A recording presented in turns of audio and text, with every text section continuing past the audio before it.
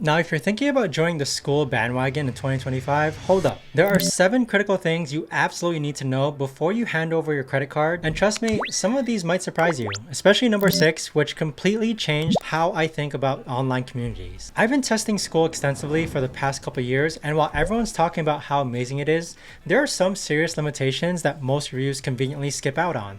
So let's cut through the hype and get into the real deal. What's up everyone, it's John, and before we dive into this updated Skool review, I need to give you a heads up. I do have a free 14-day trial link for Skool down below in the description, so if you want to try it out after watching this video, 2 weeks is more than enough time to give Skool a proper test drive. It's community first, course second, and that changes everything. Here's the first thing that'll hit you when you log into Skool. It doesn't feel like a traditional course platform at all. Skool prioritizes community engagement over complex course delivery, and the layout looks like and feels like a social group. Think Facebook groups, but clean and distraction-free and ad-free. This is actually genius if you understand what you're getting into. Instead of students just consuming your content and disappearing, they're actively engaging with each other. I've seen communities on Skool where members are more active than the actual course creator because the platform naturally encourages interaction.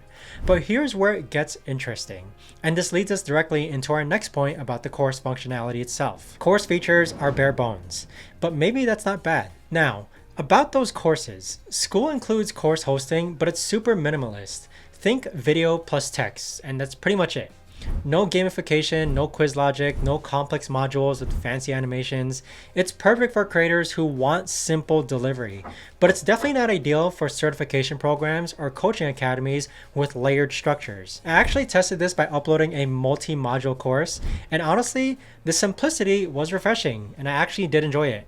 No overwhelming menus, no confusing navigation, just clean, straightforward content delivery. Now, your students can focus on learning instead of figuring out how to use the platform. But if you're coming from something like Teachable or Thinkific, expecting all those bells and whistles, you're going to feel like you're missing something out when it comes to uploading your course onto Skool. The question is, do your students actually need all those features, or do they just want the content and the community? And speaking of things that might surprise you, let's talk about the pricing structure. This one's a game changer. One price fits all, whether you love it or hate it. Here's something that'll either make you love Skool or run for the hills. It's a flat fee of $99 per month, no matter how big or small your community is.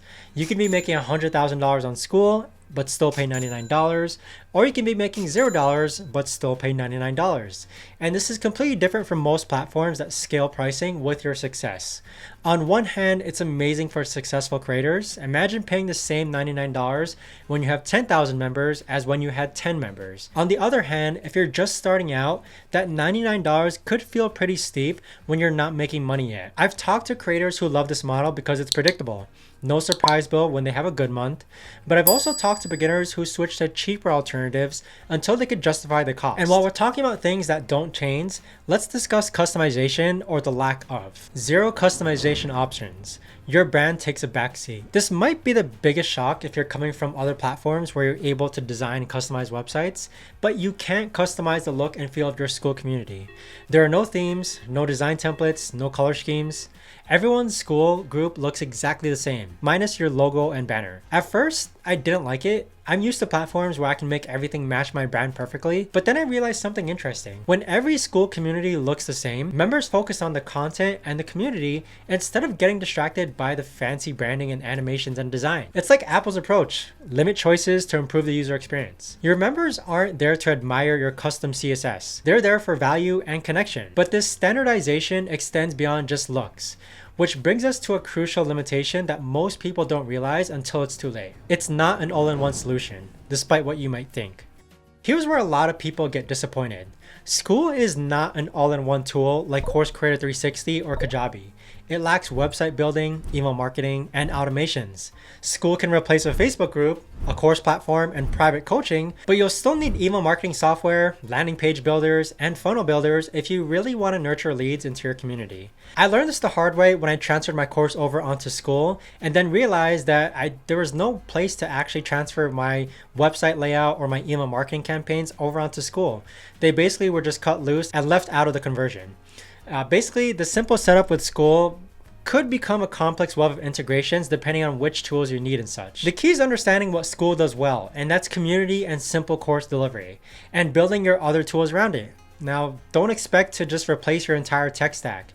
And speaking of things that don't quite live up to the hype, let's talk about gamification. The gamification feels gimmicky, not genuinely engaging. Now, a lot of people talk about Skool's built-in gamification where you include points, there's leaderboards, and you can unlock content. But here's the truth. It often feels more like a gimmick rather than a real engagement driver. For many course creators, it won't replace the need for genuine community incentives or structured accountability. I've been in Skool communities where the leaderboard is completely dominated by people who just comment, "Great post," or "Good job," or "Welcome," and they basically rack up a ton of points. That's not engagement, that's gaming the system. Real engagement comes from valuable discussions, meaningful connections, and genuine value exchange. The gamification works best when it's subtle and tied to actual value delivery, and not when it becomes the main focus. Think of it as a nice bonus, not the core feature that'll transform your community. But perhaps the biggest limitation, and one that could seriously impact your long-term growth, is the complete lack of discoverability. SEO and discoverability are non-existent. Your growth strategy needs a plan B. This is the big one that most reviews don't mention. Skool groups and content are private and not indexed by Google. There are no blog posts, no public profiles, no searchable course catalogs. If you're relying on organic search and want a public-facing site, you'll need to build that elsewhere. This means every single member has to come from external marketing efforts. No one's going to stumble across your Skool community through a Google search.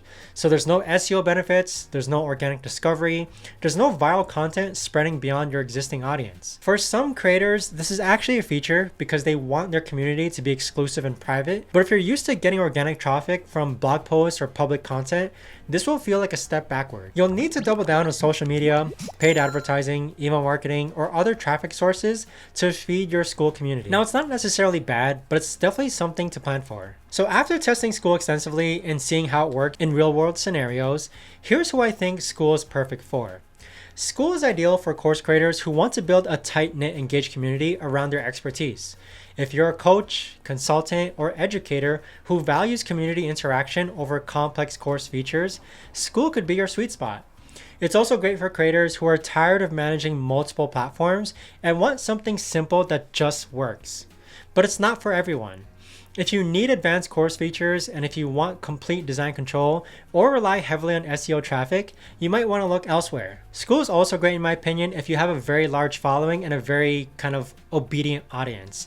If you've been giving value for years and years and have never monetized your audience before, building a community on Skool and then promoting that community through your social media might be a really good way, just because of Skool's simplicity for both you and your community. Now look, Skool isn't perfect, but it doesn't try to be everything to everyone, and that's actually one of its strengths. It does community and simple course delivery really well without the bloat and complexity of other platforms. And don't forget that I do have a free 14-day trial in the link down below in the description. If you want to try out Skool, 2 weeks is more than enough to test out all these features that I mentioned. And honestly, it would be great support for the channel as well. Now, the key is being honest about what you need. If you want a simple, clean platform that prioritizes community engagement over fancy features, Skool might be exactly what you're looking for. Just don't expect it to replace an entire CRM 360 business infrastructure. Now, if you have any questions about Skool or want to share your own experience, drop a comment down below. I'd be more than happy to help you out. And if you want to learn how to actually create and launch a course on Skool, make sure to watch this video next.